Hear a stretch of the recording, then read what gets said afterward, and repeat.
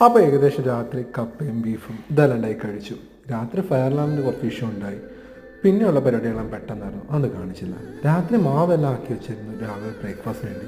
ഇപ്പോൾ രാവിലത്തെ ബ്രേക്ക്ഫാസ്റ്റ് ദോശയും സാമ്പാറും തക്കാളി ചട്നിയും തേങ്ങാ ചട്നിയും വടയും ലൈവ് ഓംലെറ്റ് ഉണ്ടായിരുന്നു. അപ്പോൾ എല്ലാവരും ഫുഡെല്ലാം കഴിച്ച് നമ്മളും കഴിക്കായിരുന്നു.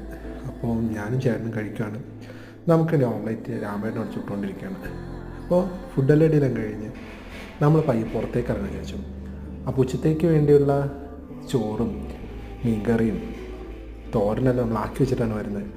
പിന്നെ പുറത്തേക്ക് ഇറങ്ങി പുറത്ത് കുറച്ച് കാഴ്ചകളും ഒരു ചെറിയ ഹൈക്കിങ്ങിനെല്ലാം വേണ്ടി നമ്മൾ പോവുകയാണ് ഒരു വാട്ടർഫോളിലേക്ക്. പോകുന്ന വഴി നമുക്ക് വഴി തെറ്റി. നമ്മുടെ ടീമെല്ലാം ലെഫ്റ്റ് പോയപ്പോൾ നമ്മൾ റൈറ്റ് എടുത്ത് വേറെ എവിടെയോ പോയി. പക്ഷേ പോയതാവട്ടെ നല്ലൊരു ഏരിയ, നല്ലൊരു ഫാം ഏരിയയിലേക്കാണ് നമ്മൾ പോകുന്നത്. അപ്പോൾ ഫാം ഏരിയയിലെ വിശേഷമായി പിന്നെ കാണാം.